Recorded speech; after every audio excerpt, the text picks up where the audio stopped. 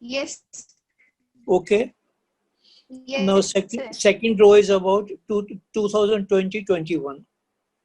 2019-20. पहली Yes, रो sir, 20. पहली रो 19-20 Yes, के sir. लिए है, समझ आया कि टोटल. Yes, sir.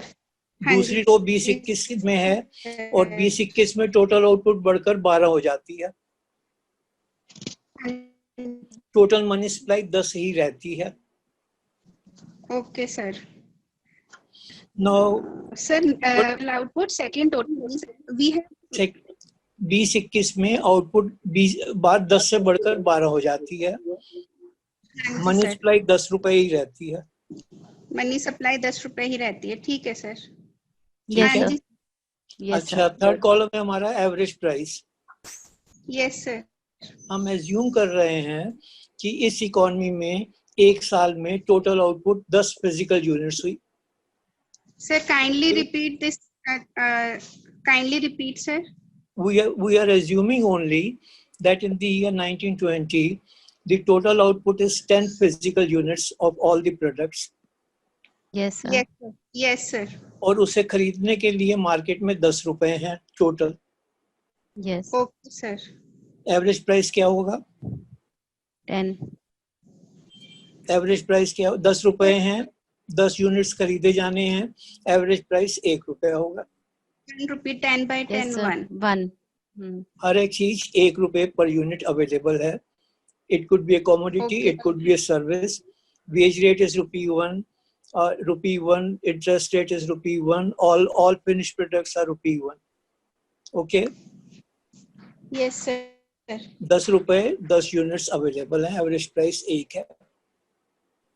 ठीक हो गया? Any questions? Any doubt on this? हाँ जी sir. We go to second column. No sir. Second row. We go to second row. Yes sir. Output बढ़कर 10 से 12 हो गई. Yes sir. सर आउटपुट तो 20 लिखवाया था 2020-21. 12 यूनिट्स लिखवाया था सर ने. पहले 10 वो था मनी ना? सप्लाई लिखाया था ना?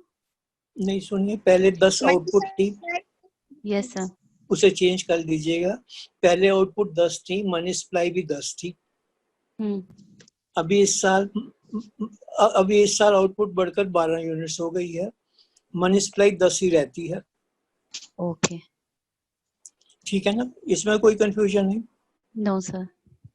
एवरेज प्राइस क्या होगा? 6/5 that means 1.2. चेक करिए दोबारा.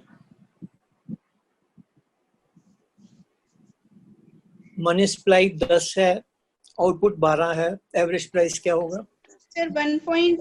If we are taking total output upon total money supply, then it is 1.2. But how should we take it?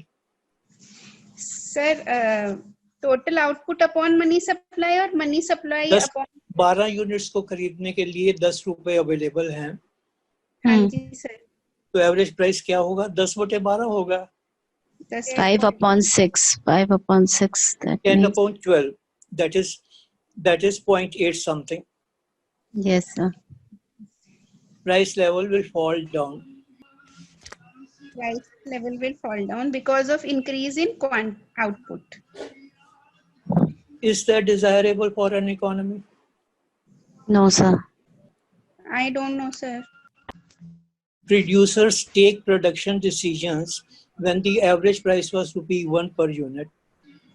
Now when the production is ready and they go to the market says average price is 0.89, 86, whatever it is. Would that be possible? Would that be feasible? कोई भी production नहीं करना चाहेगा. Okay. Economy will go backwards. Is that argument clear? Yes sir. I undertook production decisions when the average price was ₹1 per unit. My factors were costing me ₹1 per unit. Now when I go to the market, what I find is after my production is ready, that average price is less than ₹1, all the producers will have to incur losses. Producers को loss होगा. Sir 0.8 के case में losses Loss है ना? Yes sir. ठीक है ना? तो प्रोडक्शन सफर करेगी. Yes sir. Let's go further. Okay, sir. In the current year, output 12 हुई है, मनी सप्लाई भी हम बढ़ा देते हैं और 12 हो जाती है. अब क्या रिजल्ट होगा? Okay, then it becomes equals to 1. Then it becomes ₹1 itself. Sir, equals to 1. Equals to 1. So they produced at 1, they are selling at 1. Yes, sir. So there is no loss, no profit. Okay, sir. Producers can tolerate this situation, but they are not very encouraging. यही है ना कि मैंने ₹1 पर use किया land को और ₹1 मेरे को वापस मिल रहा है, ठीक है, चलेगा. Let's take second assumption. Output goes up to 12, money supply goes up to 15. अभी क्या होगा? Okay, sir. Sir, 0.8. 4/5, 0.8. 15 upon 12. 15 upon 12. 15 upon 12. So okay. Price will be 1.2 something. 1.25. 1.25. Now there is a profit for the producers. This profit acts as an incentive. Yes, sir. So, sir, it means increase in money supply is exclusively decided by the RBI. ना ये तो अभी हमने बात की नहीं है. अभी तो हम ये बात कर रहे हैं कि प्रोडक्शन बढ़ाने के लिए, आउटपुट बढ़ाने के लिए, जिसे हम कह सकते हैं जीडीपी बढ़ाने के लिए मनी सप्लाई का बढ़ना जरूरी है. Yes sir. अगर मनी सप्लाई नहीं बढ़ती है, इकोनॉमी में लिक्विडिटी नहीं बढ़ती है, तो ग्रोथ नहीं हो सकता. Okay sir. करंट सीन यही हो रहा है ना, करंट सीन भी यही हो रहा है. अगर आउटपुट बढ़ने के साथ साथ मनी सप्लाई नहीं बढ़ती है, economy will go backward. Sir, don't you think demand has also to play a big role? We'll come to that. We'll come to that. तो सर ये जो कहते हैं कि जैसे ग्रोथ रेट देख के गवर्नमेंट ये डिसाइड करती है कि कितनी करेंसी छापना है, उसका इसी से कुछ आएंगे प्रमोद जी, अभी आएंगे जी. शुरू का आर्गुमेंट ले लीजिएगा, उसके बाद आएंगे. तो सर अभी जैसे मैं थोड़ा सा बिजी था उस कनेक्शन में, तो अभी जो आपने दिखाया वही दिखाया कि जैसे इकोनॉमी ग्रो करती है तो money supply should grow. That what you have explained. Money supply भी बढ़नी होगी. अगर मनी सप्लाई को नहीं बढ़ाएंगे तो ग्रोथ प्रोसेस रुक जाएगा. थोड़ा और आगे चलिए. आउटपुट 10 से बढ़कर 12 हुई, मनी सप्लाई को हमने 10 से बढ़कर 12 कर दिया, तो इकोनॉमी पर कोई पॉजिटिव चेंज नहीं हुआ, इकोनॉमी वैसे ही बनी रही. लेकिन 10 से बढ़कर अगर 15 हमने कर दिया, तो अभी क्या कंडीशन हुई? अभी एवरेज प्राइस बढ़ा. एवरेज प्राइस बढ़ने के 2 इफेक्ट्स सामने आएंगे. एक, प्रोड्यूसर्स को प्रॉफिट मिलना शुरू हो जाएगा, और दूसरा, जब प्रॉफिट मिलेगा तो उनके पास इन्वेस्टमेंट करने के लिए सरप्लस अवेलेबल होगा. इस आर्गुमेंट को थोड़ा सा ध्यान से देखिएगा, क्योंकि बहुत इंपॉर्टेंट चीज है बाकी सारी मनी एंड बैंकिंग के लिए. सर एक बार फिर से बोलें सर, क्या बोला आपने? अगर आउटपुट बढ़ रही है तो उसके साथ लिक्विडिटी इकोनॉमी में बढ़नी चाहिए जी. ओके, ठीक है. अगर लिक्विडिटी उसी प्रोपोर्शन में बढ़ती है जिसमें आउटपुट बढ़ी है, तो ग्रोथ नहीं होगा. ओके. इकोनॉमी काम तो करेगी लेकिन ग्रोथ नहीं होगा. अच्छा. अगर लिक्विडिटी बढ़ती है जी, तो ग्रोथ पॉसिबल होगा. अच्छा, तो ग्रोथ पॉसिबल होगा. ग्रोथ, लिक्विडिटी बढ़ने के साथ एवरेज प्राइस बढ़ेगा, और जब एवरेज प्राइस बढ़ेगा तो प्रोड्यूसर को प्रॉफिट मार्जिन मिलेंगे, और उस प्रॉफिट मार्जिन से जो सरप्लस होगा उसको इन्वेस्ट किया जाएगा.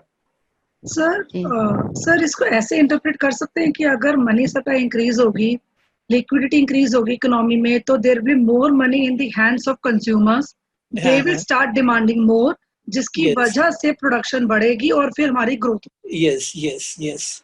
इसीलिए जो हमारे भी आत्मनिर्भर में स्टेप लिए गए हैं कि ईपीएफ को कम कर देना, टैक्स रेट को लेट करना, कि लोगों के हैंड में मनी आ जाए. अभी रुकिएगा, इतना आगे नहीं जाइएगा. इसी आर्गुमेंट को क्लियर होने दीजिए. नहीं सर, एक्चुअली मैंने लेट ज्वाइन किया तो मुझे क्वेश्चन पता नहीं रहेगा, but now I am trying to relate the concept की क्या डिस्कस हो रहा है. इसे क्लियर कर लीजिएगा. पहला पॉइंट ये दिया है कि अगर आउटपुट बढ़ती है और उसके साथ लिक्विडिटी नहीं बढ़ती है, मनी सप्लाई नहीं बढ़ती है, तो ग्रोथ रुक जाएगा, क्योंकि प्रोड्यूसर्स को लॉस होंगे. दूसरा आर्गुमेंट ये दिया कि अगर आउटपुट बढ़ने के साथ साथ लिक्विडिटी उसी प्रोपोर्शन में बढ़ती है, तो इकोनॉमी काम करती रहेगी, लेकिन ग्रोथ के लिए इंसेंटिव नहीं होगा। तीसरा आर्गुमेंट ये है कि अगर ग्रोथ होता है, आउटपुट बढ़ती है और मनी सप्लाई आउटपुट से ज्यादा प्रोपोर्शन में बढ़ती है, तो ग्रोथ के लिए कंडीशंस क्रिएट होती हैं। अच्छा, क्यों क्रिएट होती हैं? दो वजह से। एक तो प्राइस बढ़ने से प्रोड्यूसर्स को प्रॉफिट मिलते हैं, और जो प्रॉफिट होता है वो इन्वेस्टमेंट करने के लिए उनके पास सरप्लस होता है। They can further invest and Investment lead to multiplier. and result in further growth in the economy. Yes, overall sir. Conclusion इस पॉइंट तक जो मैंने दिया वो ये कि ग्रोथ के लिए मनी सप्लाई को बढ़ना होगा। हमारे एग्जांपल में अगर आउटपुट 10 से बढ़कर 12 हो रही है, तो लिक्विडिटी को 10 से बढ़कर हमने 15 तक कर दिया है, तो इससे ग्रोथ होगा इकोनॉमी में। इतने तक की कोई क्वेश्चन, इससे आगे नहीं। यहाँ तक का कोई क्वेश्चन? नहीं सर, यहाँ तक तो मान लीजिए जो चीज जी। मैंने 10 से बढ़ाकर 15 करी और मैंने देखा इकोनॉमी में ग्रोथ पॉसिबल हो रहा है, तो 15 क्यों, 25 क्यों नहीं? अगर money Okay, Due to supply the को fear of inflation. अगर मनी सप्लाई को मैंने 25 कर दिया, तो Yes. क्या ग्रोथ के लिए और इंसेंटिव मिलेंगे? Inflation होगा सर मार्केट में, इकोनॉमी में। ग्रोथ पर क्या इफेक्ट होगा? सर नॉमिनल ग्रोथ होगी, रियल ग्रोथ नहीं होगी। इतना मनी सप्लाई बढ़ने के साथ ही इकोनॉमी में दूसरी तरह के प्रॉब्लम्स आ जाएंगे, जिसकी वजह से अनसर्टेनिटी होगी। प्राइसेस का नॉर्मल ट्रेंड से बढ़ना ठीक है, लेकिन प्राइसेस का एबनॉर्मल ग्रोथ एकदम से जो है वो इकोनॉमी में अनसर्टेनिटी लाता है, और उससे इंस्टेबिलिटी आती है, बेसिकली इन्फ्लेशन, जिससे ग्रोथ रुक जाता है। Now how can we sum up this argument? जी, That for growth, increase in money is important, but it should be a restricted increase. ये नहीं है कि आप पैसा छापते जाइए ग्रोथ होता जाएगा, ऐसा नहीं। जी जी जी। ये क्लियर है या नहीं है? पहले तो ये बताइए। Yes. हाँ, ठीक बात है कि मनी सप्लाई भी ऐसा अनलिमिटेड नहीं हो सकता। आप नहीं कर सकते money Sir, supply. sir, my question, sir, हाँ, how RBI decide Rashmi, after analyzing? Wait करिए, वेट Yes. करिए, तो क्वेश्चन मेरे Okay, पास sir. है। वेट करिए, Okay, sir. आएंगे उस पर आएंगे। हाँ जी सर। ये आर्गुमेंट मनी सप्लाई और ग्रोथ का रिलेशनशिप कुछ क्लियर हुआ या नहीं? पहले जी ये बताओ। जी, Yes, sir. हुआ हुआ हुआ। सर क्लियर हो गया। That for growth we need more money in the economy, but for growth more money does not mean unlimited money. It has to bear some proportion, some ratio to the growth, to the proportionate change in growth. यहाँ तक ठीक clear है? जी। हाँ जी। Now the question comes, where from this additional money comes? Economy में money कहाँ से आती है? समझते हैं कि आरबीआई छाप रहा है बस, और कमर्शियल बैंक क्रिएट कर रहा है लोन। कमर्शियल बैंक क्रिएट कर रहा है। हाँ, Sir, credit creation, investment multiplier, and inflow of money from abroad, from the rest of the world. Money कहाँ से आती है इकोनॉमी में? बड़ा प्लेन सा क्लियर सा आंसर बताइएगा। Sir RBI and commercial bank. Either printed by RBI or through credit creation by commercial bank. So money in the economy flows through the banking system. Money in the economy flows through the banking system, and there are two components of banking system. One is central bank, another is commercial banks. Central bank prints Yes, the sir. currency. Central bank prints the currency. Commercial banks do not print the currency, but they create money out of thin air. I'm repeating it. Yes जी। sir, kindly repeat. Money in the economy comes through two sources, or these are the components of the banking system. One component of banking system is central bank of the country, which in our case is Reserve Bank of India. And second is the commercial banks. Central bank prints currency on authority from government of the country. जी। Reserve bank currency notes को छापता है, और उसको ये right, ये authority central government ने दी हुई है। जी। In fact, they are the monopoly issuers of currency notes. Nobody else can issue currency. But they are relatively less important source of money than the commercial banks. ये second point जो बोल रहा हूँ, the most important source of Yes, money sir. in the economy is commercial bank. Okay sir. And the commercial banks create money out of thin air. कुछ नहीं होता उनके पास और पैसा क्रिएट करते जाते हैं। वो पैसा जो Yes, दिखलाई sir. नहीं देता, वो पैसा जो Yes, sir. दिखलाई नहीं देता, उस मनी सप्लाई की शक्ल होती है क्रेडिट, बैंक क्रेडिट। जो कि Yes, बैंक की sir. किताबों में ही रहता है, उससे बाहर नहीं निकलता। Create credit out of thin air, हवा यस में ही यस पैसा क्रिएट करते हैं, हवा में ही घूमता जाता है, किसी को दिखलाई नहीं देता। जी जी जी वो शक्ल क्या है? वो शक्ल है क्रेडिट, जो कि बैंक्स की किताबों में जमा हुआ होता है। ये क्लियर है? इसके आगे चलें। जी जी Yes, sir. Yes, sir. और यहाँ पर अब क्वेश्चन आता है कि आरबीआई या सेंट्रल बैंक कितनी मनी प्रिंट करता है। Yes, sir. यही क्वेश्चन आप पूछ रही थी। हाँ जी सर। सेंट्रल बैंक कितनी मनी क्रिएट करेगा, ये इस बात पर डिपेंड करेगा, दो फैक्टर्स पर डिपेंड करता है। एक तो फ्यूचर ग्रोथ एक्सपेक्टेशंस क्या हैं, अगले साल इकोनॉमी में कितना ग्रोथ होगा। मान लीजिए रिजर्व बैंक के एस्टिमेट्स हैं और लोगों के एस्टिमेट्स हैं, अगले साल इकोनॉमी में 6% ग्रोथ होगा, real growth. Yes sir. Real growth 6% होगा। ये एस्टिमेट्स हैं। इकोनॉमी में इन्फ्लेशन 9% रहेगी। टोटल इनकम कितनी बढ़ेगी? 9% प्लस 6% 15%। जी टोटल नॉमिनल इनकम जो बढ़ेगी, ग्रोथ 6% है, इन्फ्लेशन हाँ जी सर। 9% है, रियल प्लस ग्रोथ 6% है, लेकिन नॉमिनल ग्रोथ 9 + 6 15% है। Okay sir. अच्छा सर, जैसे एक छोटा सा क्वेश्चन है कि जैसे आपने बताया कि 9% इन्फ्लेशन है, तो गवर्नमेंट फिर डिसाइड करती होगी ना कि हमको कितना इन्फ्लेशन रेट रखना है, अगर वो चाहे तो कम भी कर सकती है। ये अब सब एस्टिमेट्स पर डिपेंड करता है, और ये सिर्फ अपनी कंट्री के एस्टिमेट्स पर नहीं डिपेंड करता, ये बाकी रेस्ट ऑफ द वर्ल्ड के साथ इसे इंटीग्रेट करना पड़ता है। और उसके लिए गवर्नमेंट के पास एक मॉडल है, और उस मॉडल में वो डाटा फीड करते जाते हैं, रिजल्ट्स निकलते जाते हैं। ओके। और ये सब बदलता रहता है। अच्छा। क्योंकि आज जो इन्फ्लेशन के बारे में फ्यूचर की बात की जा रही है, शायद 10 दिन के बाद बदल जाएगी। हाँ। शायद 2 महीने के बाद बदल जाएगी। जी जी जी जी। और फिर उसे रिवाइज किया जाएगा। जी। ओके। इन दोनों बातों को ध्यान रखते हुए गवर्नमेंट एस्टिमेट लगाती है कि मान लीजिए 15% नॉमिनल ग्रोथ होना है। दूसरा क्वेश्चन है मनी की वेलोसिटी। 1 रुपए का नोट इकोनॉमी में कितनी बार घूमता है छपने के बाद, और कब वो वापस चला जाता है रिजर्व बैंक के पास। जी। Okay sir.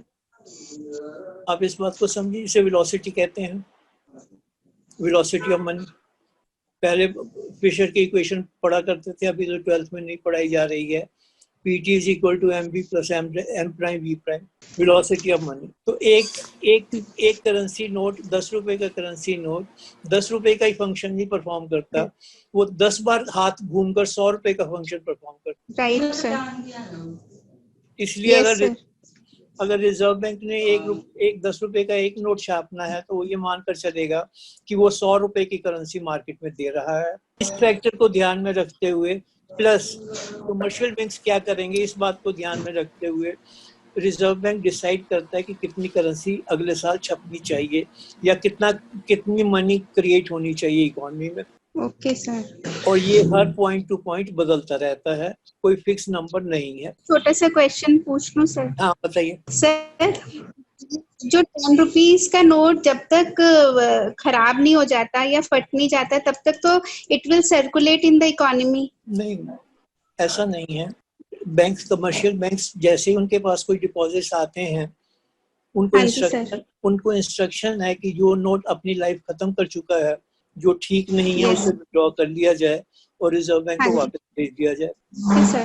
तो जब आप बैंक से पैसा विड्रॉ करते हैं, तो आपको फटे पुराने नोट नहीं मिलते। आपको जनरली ठीक कंडीशन वाले नोट दिए जाते हैं। बाकी जो पुराने नोट हो जाते हैं, जिसमें कुछ नाम लिखे हुए हैं, कुछ नंबर लिखे हुए हैं, कहीं से टूटा हुआ है, थोड़ा सा कटा हुआ है, कुछ उस पर दाग पड़े हुए हैं, उस सबको बैंक विड्रॉ कर लेता है और उसे आरबीआई को दे दिया जाता है। हाँ जी सर।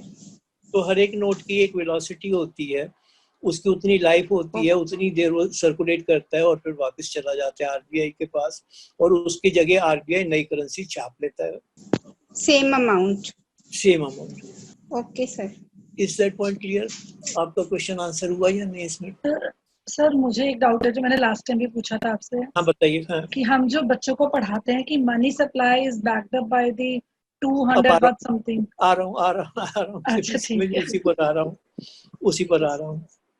ये पॉइंट क्लियर हो गया कि मनी सप्लाई आती कहाँ से है? Yes sir. Yes, sir. Banking system से आती है, कमर्शियल बैंक से Yes, sir. आती है, सेंट्रल बैंक से आती है, ठीक है। Yes. Yes, central sir. Bank नई करेंसी छापता है, कमर्शियल बैंक्स कोई करेंसी नहीं छापते, वो सिर्फ अपनी किताबों में मनी को क्रिएट करते हैं और उसको यूज करते हैं। ये दोनों पॉइंट्स क्लियर हैं। Yes, sir. अब पहला क्वेश्चन ये आया कि सेंट्रल बैंक कितनी करेंसी छाप सकता है। हाँ सर। सेंट्रल बैंक कितनी करेंसी छाप सकता है? द आंसर इज ये नोट कर दीजिए ये लाइन ताकि हम डिस्कस कर सकें। It depends upon Yes. The monetary standard applicable in the economy. It depends upon the monetary standard applicable in the economy. Okay, sir. क्या लिखा आपने? Sir, it depends upon the monetary standards applicable in the economy. The economy. Okay. Monetary standard has two components. One, Yes, sir. the type of money in circulation. Type of money in circulation. Type of money in circulation. And second, is it convertible or not? पहली क्या बात लिखी? Sir, life of money in the type of money in the circulation. Second one is it convertible or not? No. Economy में जो पैसा घूम रहा है, सर्कुलेशन में है, किस चीज का बना हुआ है? क्या वो सोने का बना है? क्या वो चांदी का बना है? क्या वो कॉपर का बना है? क्या वो कागज का बना है? किस चीज का बना है? जब तक वो प्रेशियस मेटल्स का रहता था उसको हम कहते थे gold standard. Yes, sir. In gold standard, money in circulation is made out of bullion, which is gold or silver. Which is made from Bullion, bullions. precious metals, bullion, gold Yes, or sir. silver. Okay, last sir. Time example आपको दिए थे, आपने बोला था आपके पास है चांदी के सिक्के, सोने की गिन्नी। ये आपने हाँ, बिल्कुल। सर बोला था। तो हाँ ये जी, एक्चुअली सर्कुलेट करती थी। एक्चुअली जैसे आज रुपए का नोट चलता है वैसे ये चलता, एक्सचेंज में ये यूज की जाती थी। So earliest form was known as gold standard. Yes, sir. बदलते बदलते वो एक आ गया, गोल्ड की Yes. जगह पेपर सर्कुलेट करना शुरू हो गया, पेपर करेंसी आ गई। पेपर करेंसी में क्या था, जो सर्कुलेशन में मनी थी वो कागज की बनती थी जिसे रुपए का नोट कहते हैं, ठीक है। हाँ जी सर। पेपर करेंसी सर्कुलेशन में आई। पेपर करेंसी की सर्कुलेशन में आने के साथ साथ ये गारंटी दी जाने लगी सेंट्रल बैंक या गवर्नमेंट से। तब गवर्नमेंट ही छापती थी, सेंट्रल बैंक नहीं थे, गवर्नमेंट ही छापती थी। ये गारंटी गवर्नमेंट ने दी कि आपके पेपर करेंसी जो है इसको आप जब भी चाहें हमसे गोल्ड में बदल सकते हैं। ये बात क्लियर है? Your currency note is convertible into gold by the issuing authority, that is government of the country concern. जी, हाँ, जी। that's आपने बोला था कि इसीलिए गवर्नमेंट बैकअप के लिए गोल्ड रखती थी। अब because of paper currency backup की जरूरत नहीं है। नहीं, अब ये नहीं कि ये पेपर करेंसी की वजह से बैकअप की जरूरत नहीं है। तब भी पेपर करेंसी सर्कुलेशन में थी, लेकिन पेपर करेंसी कन्वर्टेबल थी। रिजर्व बैंक, सेंट्रल गवर्नमेंट ने ये राइट दिया हुआ था लोगों को कि अगर वो चाहें तो पेपर की जगह गोल्ड ले सकते हैं। Okay sir. पेपर की जगह I promise to pay the sum of so and so in gold और इन सिल्वर। ओके ये सर। तब था जब गोल्ड स्टैंडर्ड था। सेकेंड वर्ल्ड वॉर के साथ आते आते ये गोल्ड स्टैंडर्ड पूरी तरह से खत्म हो गया पूरी दुनिया में। उसकी जगह पेपर स्टैंडर्ड आया। पेपर स्टैंडर्ड की दो फॉर्म्स आई, पहला कन्वर्टेबल पेपर स्टैंडर्ड, दूसरा inconvertible paper standard. Convertible paper standard में हर एक करेंसी नोट गोल्ड में कन्वर्ट करने की गवर्नमेंट की जिम्मेदारी थी। और इनफैक्ट आप हैरान होंगी, अभी भी ऐसा है कहीं कहीं पर। सर, तो क्या अभी गोल्ड स्टैंडर्ड अभी भी फॉलो होता है क्या कुछ कंट्रीज में? कुछ कंट्रीज नहीं, दो एक कंट्रीज जरूरी हैं। एक है हांगकांग, दूसरे Argentina. Gold standard. It is paper standard but paper is convertible. अच्छा। अब पेपर जब कन्वर्टेबल है तो उसके लिए जरूरी है कि जब आप नई करेंसी छाप रहे हैं तो उतना आपके पास पहले गोल्ड होना चाहिए। आप उसी क्वालिटी को इग्नोर नहीं कर सकते। सर, जब नई करेंसी छाप रहे हैं, जब आप कागज की करेंसी छाप रहे हैं, लेकिन आप इस बात के रिस्पॉन्सिबल हैं कि उस कागज को गोल्ड में बदला जा सकता है, तो ये Yes, sir. जरूरी है कि उतना बैकअप आपके पास होना चाहिए. Yes, sir. Yes, sir. That was in convertible paper currency standard. इनकन्वर्टेबल में ये जरूरी नहीं है. आप कागज को किसी चीज में नहीं बदलते. Yes, sir. और क्योंकि कागज को किसी चीज में नहीं बदलते, इसलिए उसके लिए किसी बैकअप की जरूरत नहीं है. Okay, sir. तो दैट मींस सर हमारे इंडिया में फिर अभी कोई बैकअप गोल्ड का रिजर्व नहीं है हमारे पास. वेट. यहाँ तक का क्लियर हो गया. हाँ जी सर. बिल्कुल sir. Coming back to India, 1935 Reserve Bank of India is set up. Yes, sir. RBI takes the responsibility of issuing currency. Yes, sir. Now, is there any limitation on RBI? उसके लिए दो तरीके होते हैं. One is called minimum reserve system, another is called proportional reserve system. Okay. हमने 1935 से लेकर 1956 तक proportional reserve system रखा. सर प्रोपोर्शनल रिजर्व सिस्टम में क्या होता है sir?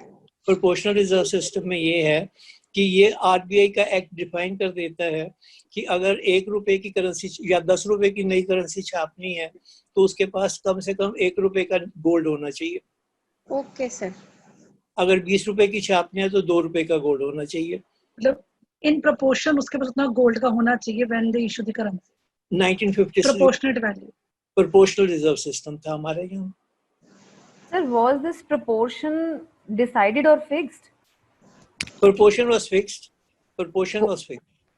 Was it 10% of the total value? नहीं, वो एक्चुअली पूरा उसका एक मॉडल है, उस मॉडल से वो फिक्स होता था.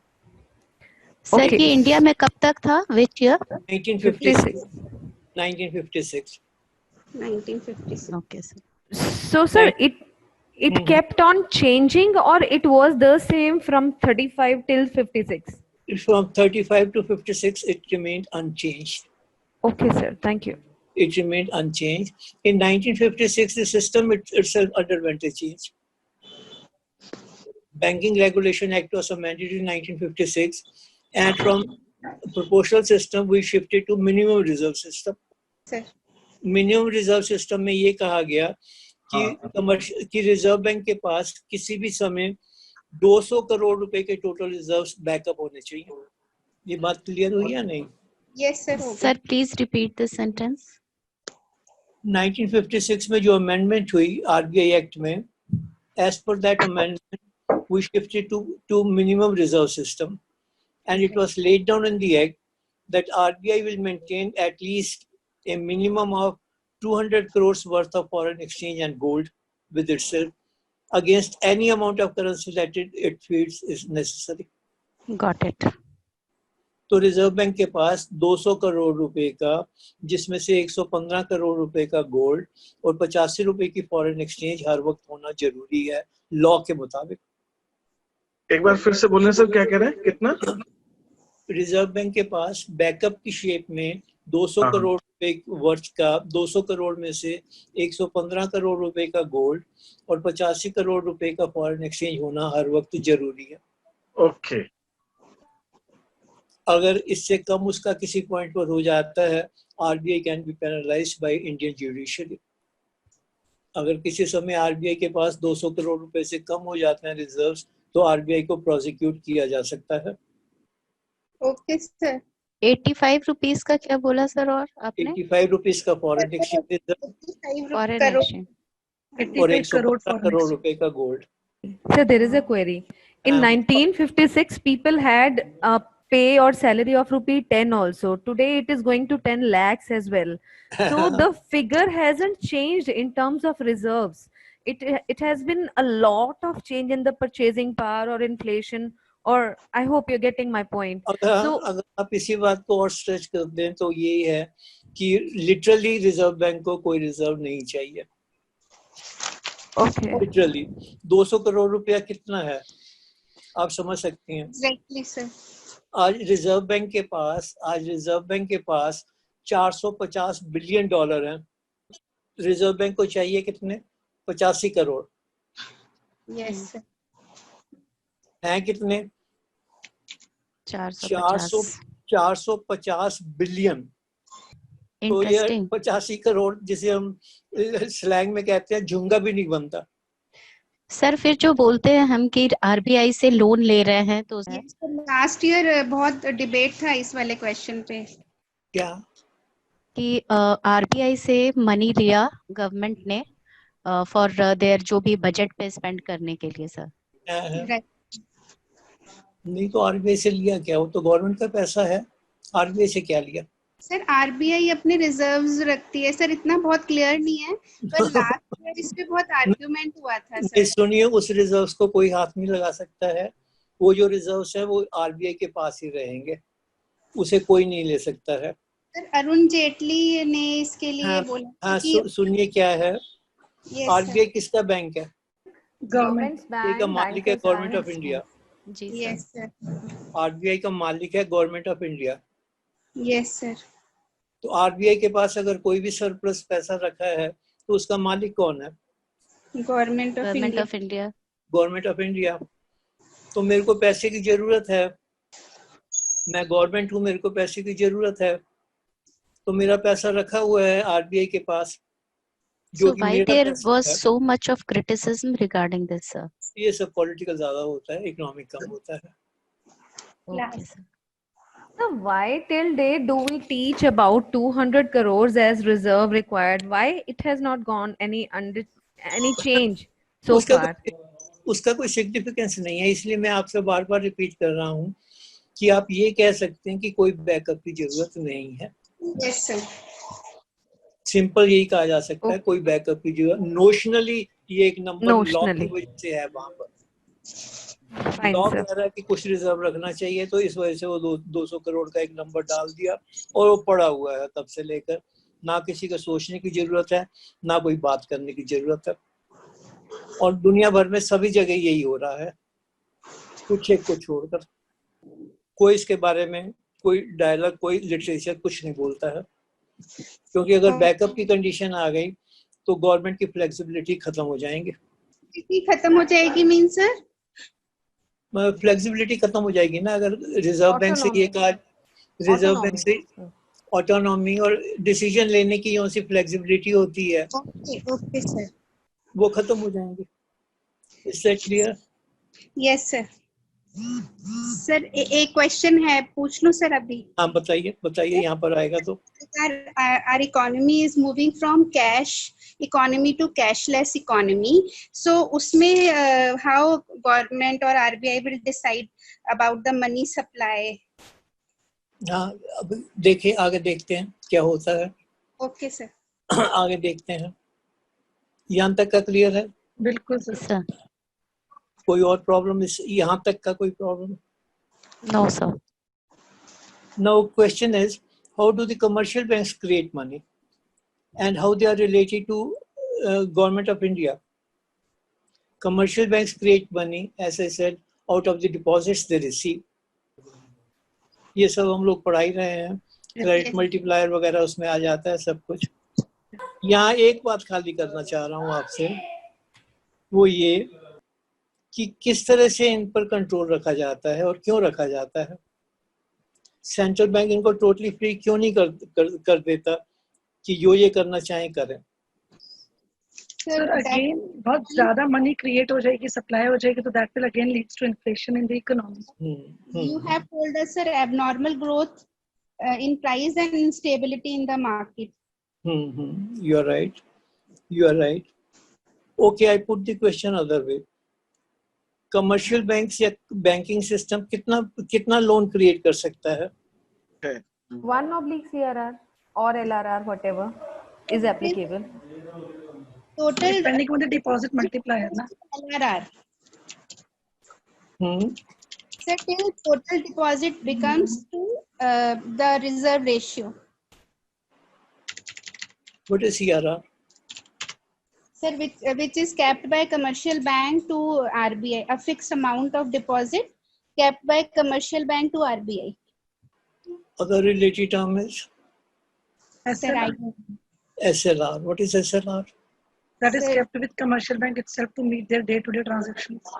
Yes, sir. In The different form of liquidity. Yeah. in different forms. So there is CRR, there is SLR. We can use the term LRR also. Yes, sir. Which one is applicable in our case?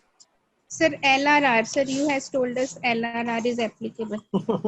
अच्छा, ये किया हुआ है मैंने आपके साथ question. Sir, ये sector 14 Gurgaon में आपने वर्कशॉप ली थी, वहां समझाया था सर। अच्छा अच्छा। SLR का क्या रोल है? सर, SLR से भी RBI try to control the money supply. कैसे? Sir, they fix the amount of SLR, like it is normally it is 19.5%. So that amount will not, commercial bank is not allowed to use that amount to give loans. क्यों? Sir, वो जिसने deposit करा है, they can come to the commercial bank to get their deposit back. तो वो as a backup हम कह सकते हैं commercial bank अपने पास रखता है। Depositor को anything different? Deepika, anything different? So SLR यही है कि वो अपने, because customer can come and ask for the deposits, और उनको day to day transactions जितने interest pay करना है, dividend pay करना है, उसके लिए they need some sort of money, तो वो अपने पास रखते हैं। And then apart with the central bank, SLR का क्या रोल? SLR का क्या रोल है क्रेडिट क्रिएशन में? सर SLR जितना ज्यादा होगा उतना कमर्शियल बैंक के पास कम मनी बचेगा लोगों को लोन ग्रांट करने के लिए, तो हमारा क्रेडिट क्रिएशन उतना कम हो जाएगा अगर वो SLR हायर रखेंगे अपना। और वो डिपेंड करते हैं कि उनके पास कस्टमर कैसा है, जो बहुत फ्रिक्वेंटली आके विड्रॉ कर रहा है, बहुत मेजर विड्रॉ कर रहा है, फ्रॉम देयर पास्ट एक्सपीरियंस। जैसे हम अपने घर में कैश कितना लिक्विड रखते हैं डिपेंड करते हैं मेरी डे टू डे एक्सपेंसेस, उसी तरह बैंक अपनी फंक्शन डिसाइड करता है। आप जो बोल रही हैं थोड़ा जस्टिफाई कीजिए उसको, SLR को जस्टिफाई कीजिए जो आप बोल रही हैं। जस्टिफाई इन द सेंस मतलब इलैबोरेट करूं? इलैबोरेट नहीं, जैसे I'll give you example कि अगर बैंक के पास आर्गुमेंट नहीं बन रहा है। नहीं, सपोज बैंक इज हैविंग 100 रुपये, आपने खाली स्टेटमेंट दे दी, इसका आर्गू लॉजिक तो नहीं निकला कहीं पर जो आपने बोला। लॉजिक सर, अगर 100 रुपीज का deposit, I am assuming a one bank one deposit, अगर 100 का आता है और बैंक रियलाइज करता है कि इन फ्यूचर उसका ये कस्टमर आके 10 रुपए तक विड्रॉ कर सकता है, तो वो 10 अपने पास एज SLR रखेगा, 90 का he will create a loan कि जो वो सेकेंडरी अकाउंट ओपन कर सकता है। आई am not talking about CRR right now, अभी सिर्फ SLR का मैं एग्जांपल दे रही हूँ। अगर उसको लगता है कि यही कस्टमर 12-15 तक विड्रॉ कर सकता है, वो उतना रखेगा और फिर कम क्रेडिट क्रिएट करेगा, क्योंकि उसको पता है कि डे टू डे के लिए मुझे इतना पैसा अपने पास चाहिए कि मुझे कोई प्रॉब्लम ना आ जाए, अपनी वर्किंग तो मेरी वर्किंग इफेक्ट ना हो जाए। सर, कैन आई से समथिंग? हाँ बताइए, मैं तो वेट कर रहा हूँ। हाँ जी सर, अब जैसे कि हमें पता है कि SLR इज दैट परसेंटेज जो एक कमर्शियल बैंक को अपने पास में रखनी है लिक्विड एसेट्स के रूप में। तो वो लिक्विड एसेट्स दो पर्पस से यूज कर सकता है। पहला कि या तो वो बैंकरप्ट ना हो, कि अगर कस्टमर आ रहा है तो वो उसको उतना पैसा दे सके। दूसरा, वो यही SLR पैसे को यूज कर सकता है to take loans from the RBI when the commercial bank is in need of a loan. तो वो उसी को ही गवर्नमेंट सिक्योरिटीज को सेंट्रल बैंक को दे सकता है और उसके अगेंस्ट में हम जैसे कमर्शियल बैंक्स लोन ले सकते हैं।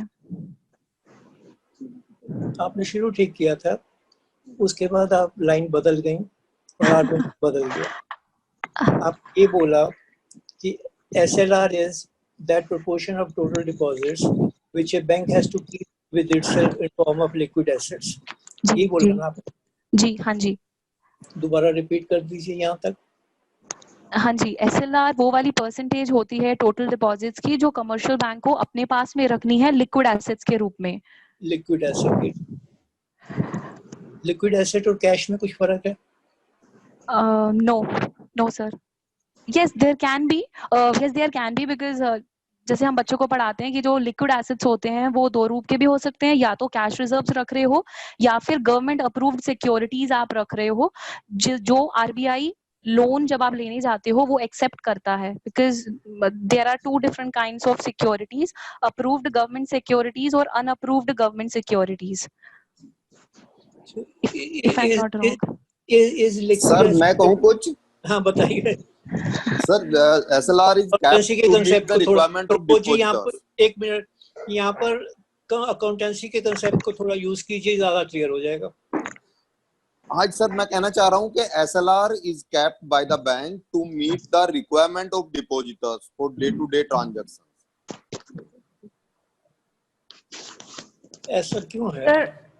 Sir, because liquid assets means which can be easily realized as and when required. So if there is a Into need, cash. that can be converted into cash. Easily convertible into cash. Easily तो convertible. फिर इसका role क्या हुआ credit creation में? इसका role क्या हुआ? Sir, more the percentage of SLR. आपका क्रेडिट मल्टीप्लायर किस बात पर डिपेंड कर रहा है? आपके पास कितना कैश लोनेबल फंड्स के लिए, या लोनेबल फंड्स पर आपके पास कितना कैश है, इस पर आपका क्रेडिट क्रिएशन डिपेंड कर रहा है। यही है ना आर्गुमेंट? जी सर। CRR की वजह से आपका कैश कम हो जाता है, 4% सीधा आप अपने से निकाल कर RBI की उसमें दे देते हैं, ट्रेजरी में, आपका कैश कम हो गया। और क्योंकि कैश कम हो गया, इस वजह से आपकी क्रेडिट क्रिएशन पावर कम हो गई। राइट। यही है SLR, ji ji. CRR, I am talking about CRR. Yeah. If you increase CRR, more cash goes to the government, less cash is left in the banking system. Right sir. अगर CRR बढ़ा दिया जाए तो cash जो reserve bank के पास जाएगा वो बढ़ जाएगा और बैंक्स के पास कैश कम हो जाएगा। जी। और क्योंकि कैश कम हो जाएगा, इस वजह से वो कम क्रेडिट क्रिएट कर सकेंगे। जी सर। ठीक है ना ये? जी सर। अब क्या CRR की जगह मैं SLR टर्म यूज कर सकता हूँ? और ये क्या आर्गुमेंट दे सकता हूँ कि जब अगर SLR बढ़ा दिया जाए तो कमर्शियल बैंकिंग सिस्टम के पास कैश कम हो जाएगा और क्योंकि कैश कम हो जाएगा वो कम क्रेडिट क्रिएट कर सकेंगे। सर हम पढ़ाते सर तो यही पढ़ाते भी हैं सर। Yes sir. अब आप कोई नया व्यू पॉइंट दे देंगे तो सेपरेट इशू, सर हम तो यही पढ़ा रहे हैं। Sir we are taking CRR and SLR both. तो आप खुद बोलकर बतलाइए, जस्टिफाई कीजिए, जो आप पढ़ा रहे हैं या जो आप समझ रहे हैं वो ठीक है, मेरे को जस्टिफाई कीजिए। So we say LRR means whichever is the stipulation given by RBI that is legally defined. मैं दोबारा से रिपीट कर रहा हूँ और फिर बतलाइएगा। CRR is that proportion of total demand and call deposits, demand and fixed deposits, which have to be deposited with the RBI in cash. मेरे 100 रुपए का नया डिपॉजिट मिले मेरे को, 4 रुपए बिना हाथ लगाए मैं RBI की किताबों में ट्रांसफर कर दूंगा। यही है ना? Yes sir. Yes sir. RBI साथ ये कह रहा है कि आपको 18 साढ़े 18% SLR रखना होगा। Yes sir. SLR means statutory liquidity requirements, जिसका मतलब 18 साढ़े 18% आपको जो आपके पास डिपॉजिट्स आए हैं उसको आप इस फॉर्म में रखेंगे कि वो लिक्विड ही रहे। Yes sir. मतलब आपका कैश कम नहीं होगा। Right sir. CRR में आपका कैश कम हो रहा है, SLR में आपका कैश कम नहीं हो रहा है। बट लोनेबल अमाउंट कम होगा सर। क्यों? क्योंकि उतना बैंक अपने पास रखेगा ना मनी, लिक्विड रखेगा। तो वो अमाउंट यूज कर सकते हैं क्या लोन देने के लिए अगर कस्टमर आए तो? बिल्कुल, और देते हैं। So that means cash is a वो amount है which cannot be used to provide loan, but No, SLR का amount can be utilized. Sir, kindly repeat part this. 18% of the total liabilities now have to go to government. सिर्फ इतना ही है, ये इसके आगे कुछ नहीं है। Sir, kindly repeat sir, नहीं समझ आया ये point। 4% की बात तो क्लियर है? हाँ जी सर। ठीक हो गया। जी। 100 रुपए के एडिशनल डिपॉजिट्स बैंक के पास आए थे, ठीक है, 4% उसने 4 रुपए RBI को ट्रांसफर कर दिया। जी। Yes sir. इसके पास बचे 96 रुपीज। Yes sir. अब 96 रुपीज इसका कैश बेस है। 96 रुपीज इसका कैश बेस है और इस कैश बेस पर नया क्रेडिट क्रिएट किया जाएगा। जी सर।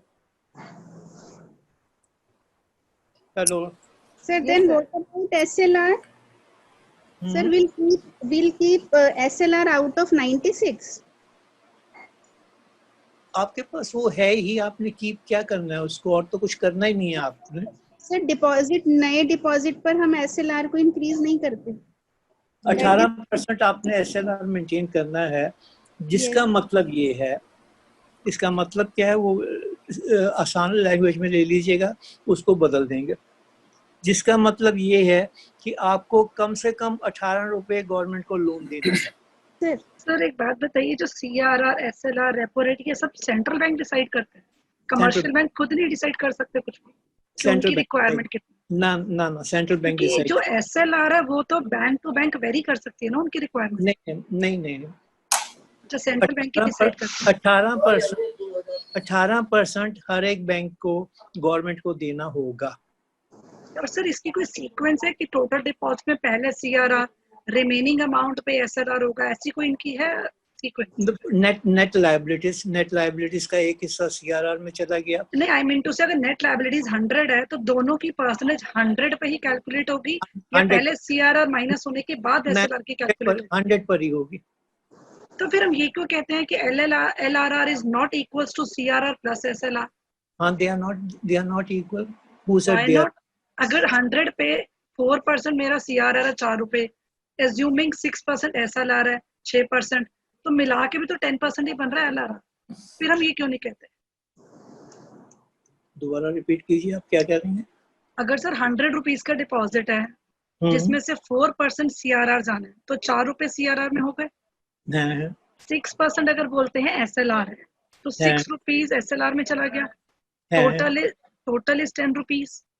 ओके, तो LRR 4 + 6% 10% क्यों नहीं बोलते? आप इन्हें क्यों जोड़ रही हैं? I am not saying LRR is equal to CRR plus SLR। तो फिर LRR क्या होता है? हम तो यही कहते हैं कि 2 कंपोनेंट्स हैं LRR के। नहीं, वो गलत है ना, इसलिए तो इतना टाइम दिया जा रहा है आपको। LRR is not equal to CRR plus SLR। पहले तो इस चीज को क्लियर कीजिएगा। बैंकिंग लिटरेचर में जो टर्म है वो है LRR, legal reserve ratio. Right sir. Okay, Indian banking में जो टर्म है वो है CRR, cash reserve ratio. CRR is the same as LRR. Are you getting it? Yes. SLR has got nothing to do with LRR. अच्छा, तो books में क्यों ये लिखा है कि there are 2 components of LRR, one is CRR, second is SLR? Boards में भी क्वेश्चन आता है ये। फिर बदलिएगा। What are the 2 components of LRR? Explain their role in. आप बदलिएगा ना इसको।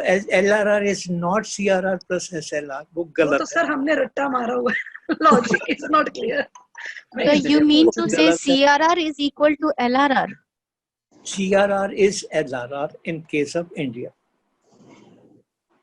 And presently CRR being 4%, deposit multiplier में workout around 25. कुछ और भी उसमें से cuts हो जाती हैं, वो थोड़ी अलग है।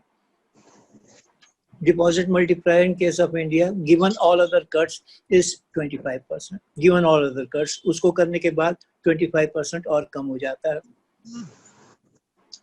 अगर LRR को आप इन दोनों का सम अप मान लीजिएगा, 19% और 4% 23%, 100 रुपए में से 23 रुपए तो वो आगे लेंड नहीं कर सकते, आप ये कहेंगे?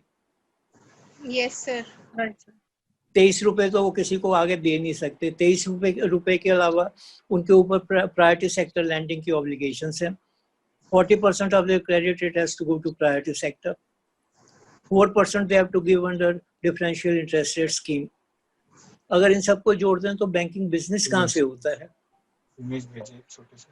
इस सबको नहीं जोड़ता। बैंकिंग बिजनेस करने के लिए 4% CRR के अलावा बाकी जितने भी डिपॉजिट्स हैं उनके पास, वो उसको लैंड कर सकते हैं, इंक्लूडिंग SLR डिपॉजिट्स। SLR क्या है? SLR ऑलमोस्ट कैश है। They hold it in form of government treasury bills, which are encashable on demand. ये अपने कमर्शियल बैंक्स के पास नहीं रहता SLR, they keep it with the government.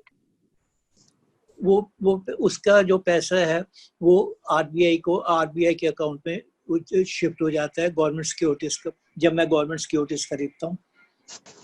जब गवर्नमेंट सिक्योरिटीज खरीदते हैं तब ना सर, उसके पहले तो कमर्शियल बैंक्स के पास ही रहता है ना ये एसएलआर। पैसा कमर्शियल बैंक के पास आया है डिपॉजिट्स के फॉर्म में। जी सर। पैसा कमर्शियल बैंक के पास आया है डिपॉजिट्स के फॉर्म में, ठीक है। उस पैसे से मैं गवर्नमेंट सिक्योरिटीज खरीदता हूँ। क्यों खरीदता हूँ? क्योंकि गवर्नमेंट सिक्योरिटीज टोटली लिक्विड होती हैं। They can be easily converted into cash without loss of time and money. यही पढ़ाते हैं ना। They are as good as cash, and if they are as good as cash I can lend money against that cash. सिर्फ condition ये है कि उसकी जो एडिशनल क्रेडिट क्रिएट करने जा रहा हूँ वो 18% मैं गवर्नमेंट सिक्योरिटीज में लगाऊंगा, बाकी पैसा मैं कहीं भी दे सकता हूँ। सर यहाँ पे सॉरी, हाँ बोलो सर, यहाँ पे एक मेंशन आता है एनकम्बर्ड अनएनकम्बर्ड सिक्योरिटीज, थोड़ा सा वो भी क्लियर कीजिए प्लीज। इनकम्बर्ड कि उसके अगेंस्ट कोई गारंटी दी हुई है किसी ने, या कोई गारंटी नहीं दी हुई किसी, और जनरली गवर्नमेंट सिक्योरिटीज की गारंटी गवर्नमेंट ही देती है। और कमर्शियल बैंक्स के पास अनइनकम्बर्ड सिक्योरिटीज आती हैं जिसकी कोई गारंटी नहीं है उनके पास, पर वो बहुत छोटा अमाउंट होता है और वहीं पर वो प्रॉब्लम में फंस जाते हैं and they become NPS.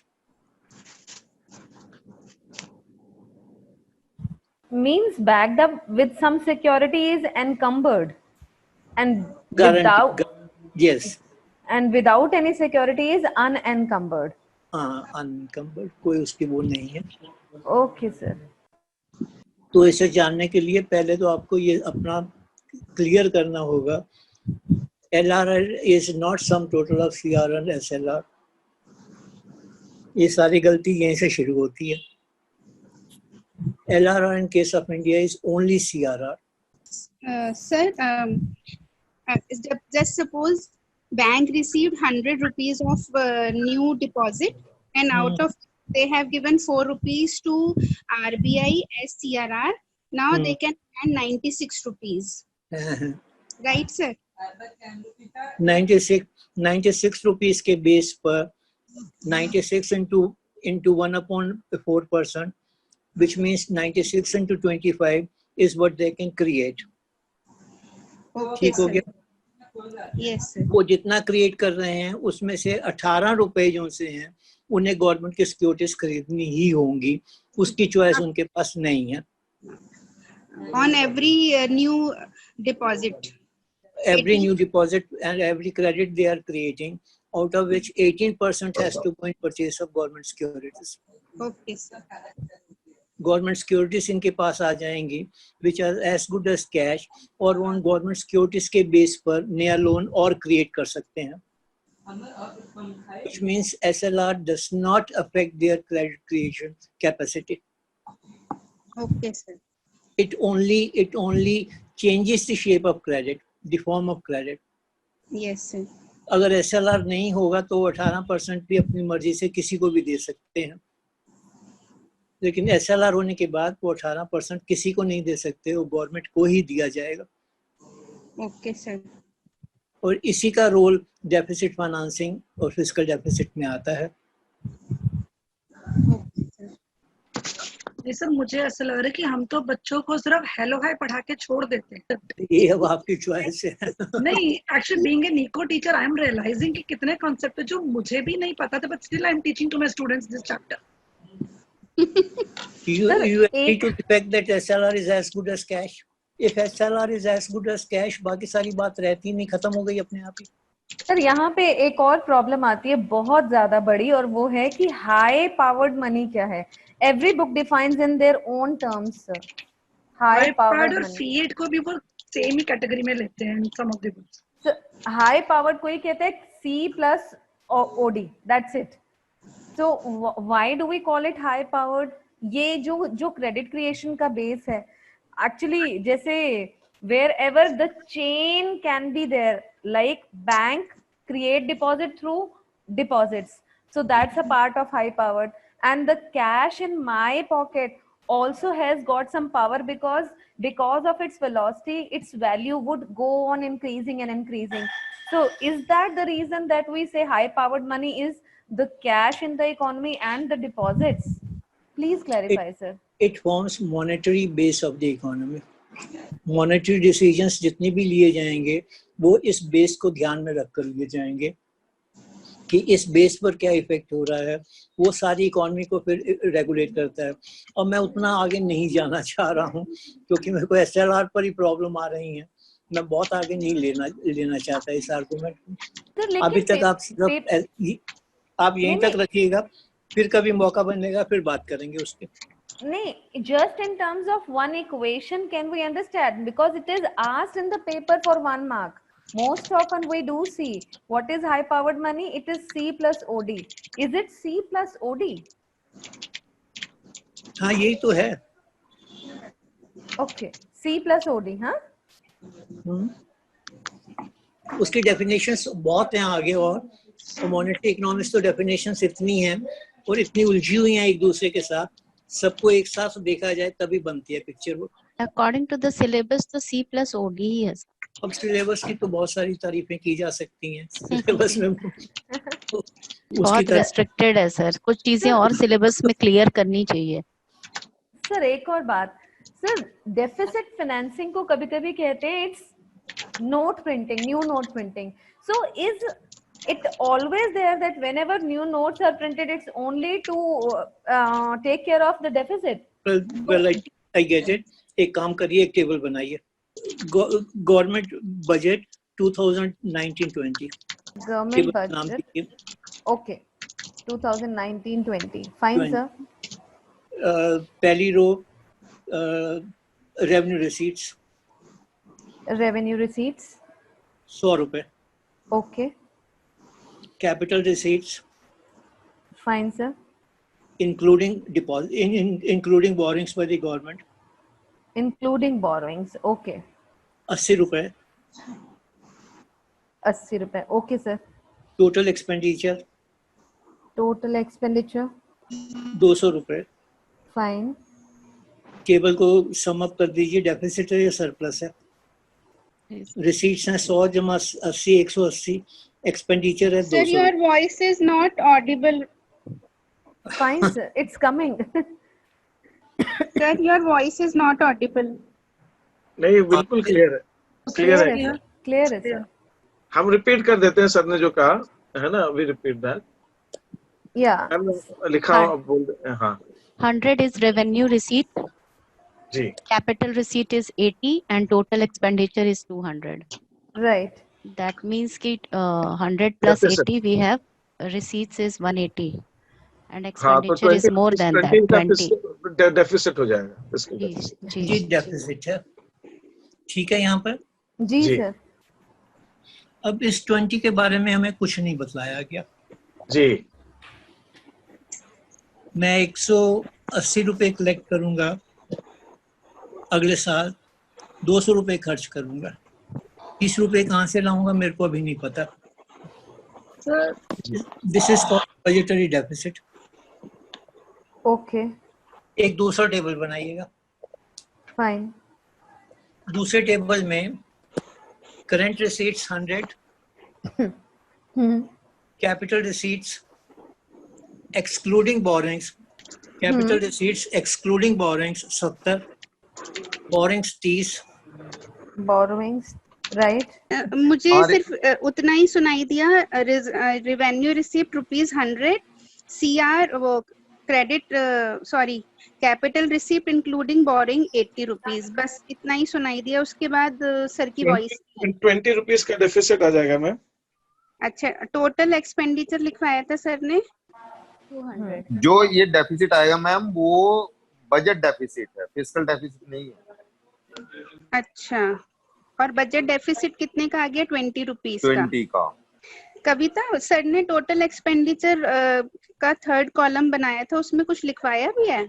Total expenditure 200 था. नहीं, नेक्स्ट टेबल में सर ने नेक्स्ट टेबल में करंट रिसीट लिखवाया था 100. करंट रिसीट हाँ करंट करंट और रिसीट, रेवेन्यू। करंट रिसीट हाँ वही हाँ हाँ 100 हाँ और अच्छा capital receipt excluding borrowing 70 okay तो एंड देन बोरोइंग्स 30। ओके ये फिस्कल हो गया। नहीं, अभी ये सर अभी सर से नहीं यहीं फिस्कल तक रुक क्या यहीं क्या तक रुक गए। फिस्कल डेफिसिट हो गया 30, जो सर ने एग्जांपल दिया था। बोरोइंग्स सर ने हाँ सर 20 हाँ हाँ हाँ 21 एक्सक्लूडिंग बोरोइंग 70 लिया था, वो 100 था, हम्म। तो that the fiscal deficit was 30। आवाज आ रही है नहीं? अब आ रही है Yes, sir, सर। अब आ रही सर, आ रही है अब आ सर रही है आवाज। सर। सर बजट डेफिसिट से आगे का बता दो। 80 और हाँ जी 100 रुपया और 80 रुपया, 180 रुपया। हाँ जी और 30 रुपये में मैंने बोरिंग भी इंक्लूड कर दी थी। हाँ हाँ जी जी सर। बोरिंग के साथ 180 रुपया जी और सर। टोटल जी एक्सपेंडिचर मैं 200 रुपया करना चाह रहा हूँ। जी सर। तो there is a deficit of 20 rupees. Right. ये 20 रुपीज कहाँ से आएंगे मैंने कुछ नहीं बताया। ओके सर सेकंड कॉलम फिर से बता दीजिए sir please.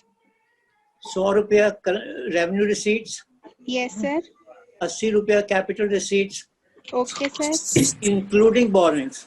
Including borrowings. Sir total आपने एक्सपेंडिचर एक्सक्लूडिंग 200 रुपए। बोरोइंग्स बोला था पहले और बोरोइंग्स टोटल अलग से एक्सपेंडिचर बताया 200 था। रुपए। नहीं वो दूसरा क्वेश्चन था सिमी मैम। अच्छा अच्छा अच्छा टोटल एक्सपेंडिचर 200 रुपए। हाँ जी जी सर। सर तो क्या बचा? There is a deficit of 20 rupees. Yes sir this deficit is called budgetary deficit. Okay sir right. हो गया था sir. How will we finance it? We don't know. Government ने कुछ नहीं बताया। Okay sir. ये 20 रुपए कहाँ से आएंगे हमें नहीं पता है। इम्प्लिसिट है कि इस 20 रुपए के लिए गवर्नमेंट नई करेंसी छापेगी। ओके 20 रुपए नई करेंसी से छापे जाएंगे। Is that clear? Yes yes sir Sir, it means it is inevitably a right statement that whenever we have deficit financing, it's always in connotation of new note printing. Printing of new currency, yes. Always. So these are synonym to each other. बस अभी इतना रखिए, आगे रुक जाइएगा। यहाँ तक के इतना समझ लीजिए कि अगर बजटरी डेफिसिट अगर है, ओवरऑल बजट में बोरिंग्स मेंशन कर दी गई हैं और फिर भी डेफिसिट है, तो वो डेफिसिट नई करेंसी से प्रिंट होगा और उसको हम नाम देंगे डेफिसिट फाइनेंसिंग। Okay, sir. दूसरा बजट मैंने Yes, sir. बताया, revenue receipts are 100, capital receipts are 50, borrowings are 50, Okay. total expenditure is 200. Fine, sir. Now there is no budgetary deficit, but there is fiscal deficit. Sir, That here is 50. current sir here capital receipt excluding borrowing or including borrowings in case of 50 rupees. 200 रुपये, 100 रुपये मेरा revenue receipts आई थी, हाँ जी sir 50 रुपये मेरे को capital receipts आई, capital receipt excluding borrowing sir. Excluding borrowing, okay sir और 50 रुपये मेरे को बोरिंग से लेने हैं। हाँ जी सर तो मेरा फिस्कल डेफिसिट कितना है? Fiscal deficit is equal to borrowing and there is no budgetary deficit in the second case. Right, sir. Fine, sir. Budgetary deficit को जो फाइनेंस करता है, that is called deficit financing, which means printing of new currency. Fiscal deficit को finance किया जाता है borrowing से। Currently, Government of India does not create any budgetary deficit. Currently, government के उसमें बजटरी डेफिसिट नहीं होता है। गवर्नमेंट का बजट हर साल टोटली बैलेंस्ड होता है। Okay, sir. और क्योंकि बजटरी डेफिसिट नहीं है, इस वजह से डेफिसिट फाइनेंसिंग टर्म जो है वो यूज में नहीं आती। Okay sir Okay, okay. Budgetary deficit की जगह ले लिया फिस्कल डेफिसिट ने। पहले ये टर्म नहीं थी लिटरेचर में।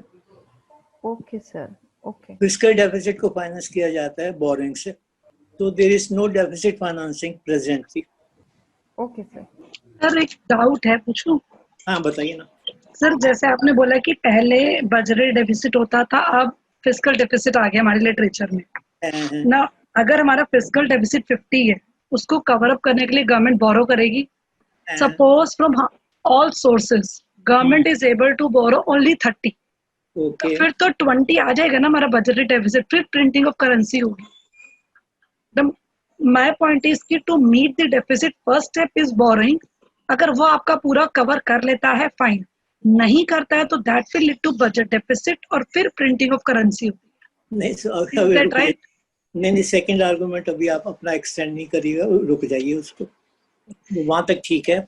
और वो हाफ स्टेटमेंट आपने दी है, पूरी नहीं दी है, आप रिपीट कीजिए, और जहां पर मैं आपको रोक दूंगा रिपीट तो मैं कह रही हूँ कि गवर्नमेंट का फिस्कल डेफिसिट आता है, उस डेफिसिट को मीटअप करने के लिए गवर्नमेंट बोरो करती है।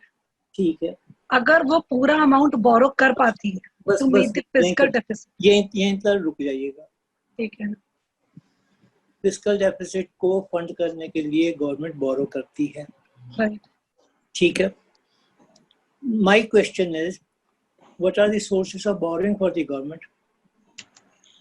Now you will get the answer. Sir, Borrowing, there are yes, sir. borrowing is from the banking system. Right. Borrowing is from the banking system. हाँ. Borrowing can be from the commercial banking system. Borrowing can be from the central bank. ठीक है ना? Right. Yes, sir. Commercial bank से government कैसे बोरो करती है? Commercial bank से बोरो करने के लिए SLR की अरेंजमेंट है। Okay sir. कमर्शियल बैंक से पैसा लेने के लिए SLR का सिस्टम है। गवर्नमेंट SLR के अगेंस्ट कमर्शियल बैंक से पैसा लेती है।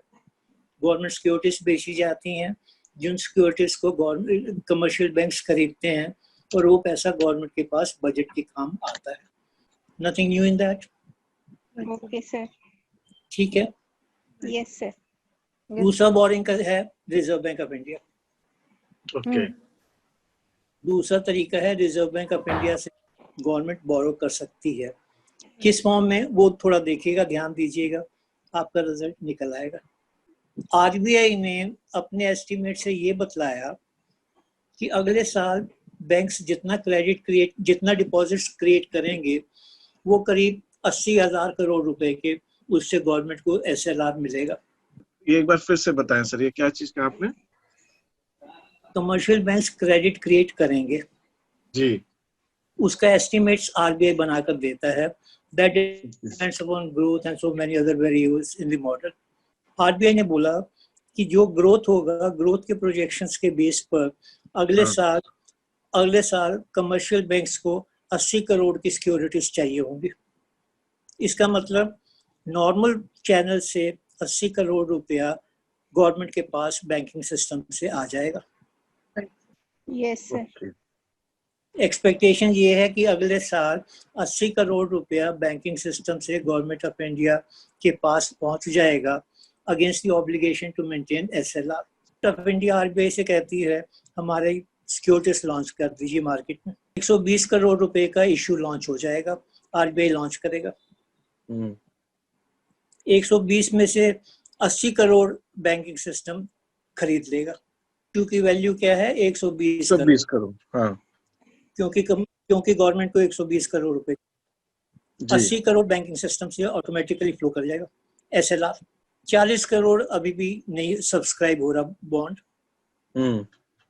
RBI is the merchant banker to the issue, and the responsibility of the merchant banker is क्या होती है responsibility? सर वो बचा हुआ अमाउंट भी उठाना है। 40 करोड़ का खुद खरीद लेगा sir. 40 crore will devolve upon RBI. They have to purchase it. They have They to have no choice as merchant bankers. They don't have any choice. Government के पास 80 करोड़ बैंकिंग सिस्टम से आ गया, 40 करोड़ RBI खरीदेगा। Yes sir. RBI 40 करोड़ लाएगा कहाँ से? RBI 40 crore की नई currency छापेगा। Okay sir. देखिए बड़ी इंटरेस्टिंग चीज है ये, सारा कैसे ये बनाया है इन्होंने सिस्टम, और सिर्फ नाम बदलते रहते हैं, शक्ल वही रहती है हमेशा। Okay sir. पुराने सिस्टम में 40 करोड़ डायरेक्ट छपवा रहे थे। डायरेक्ट गवर्नमेंट कह रही है हमें 40 करोड़ रुपए के हमारे जो सिक्योरिटीज नहीं है उसका पैसा दो हमें। आपके पास पैसा नहीं है तो आरबीआई से, तो आपके पास पैसा नहीं है तो नया पैसा छापिए। बड़ा इंटरेस्टिंग है सर। तो इस हिसाब से ये इन्फ्लेशन भी इसी हिसाब से भी कई बार आ जाता होगा, जब अगर गवर्नमेंट के एस्टिमेट्स थोड़े से गड़बड़ हो जाते होंगे। हाँ यही होता है यही है। सर एक डाउट और है, ये नहीं यहाँ तक का बतलाइए, वो क्लियर हो गया या नहीं आपका? यस सर यहाँ तक क्लियर। अगर पूरा पैसा नहीं आएगा तो क्या करेंगे? पूरा पैसा नहीं आएगा तो वो तो लेंगे ही लेंगे, इशू कर दिया उन्होंने। इसके आगे फिर से चाहिए, फिर से दोबारा से रिपीट कर देंगे, तीसरी बार चाहिए फिर रिपीट कर देंगे। अच्छा सर, एक डाउट और है, पूछूं? Hello. Yes sir. Sir actually मेरा डाउट है, आपने बोला कि जैसे गवर्नमेंट को 120 करोड़ की नीड थी, तो 80 करोड़ का कमर्शियल बैंक से उन्होंने लिया, 40 करोड़ का आरबीआई के थ्रू करेंसी प्रिंट करा दी। करेंसी प्रिंट, ठीक है। तो गवर्नमेंट फिर अब्रॉड से या वर्ल्ड बैंक से बोरो क्यों करती है? अगर उसको डेफिशिएंसी आती है तो इसी तरीके से वो अपनी सारी डेफिशिएंसी कंप्लीट क्यों नहीं करती? एक्सचेंज रेट फॉलो जाएगा। आप इंटरनेशनल लाना चाहती हैं आप? नहीं, क्योंकि हम सर यही बोलते हैं कि गवर्नमेंट पहले कमर्शियल बैंक से बोरो करती है, आरबीआई से बोरो करती है, and then they borrow from the other economies and World Bank also. तो जब अपनी कंट्री के विद इन रिक्वायरमेंट पूरी हो सकती है, then why we are approaching to other economies, World Bank, IMF? They need foreign exchange. World Bank से क्या मिलेगा आपको? रुपया मिलेगा। वर्ल्ड बैंक से आपको फॉरेन एक्सचेंज मिलेगा। वर्ल्ड बैंक से अलग से बोरिंग ली जा रही है to meet the foreign exchange requirements of your programme.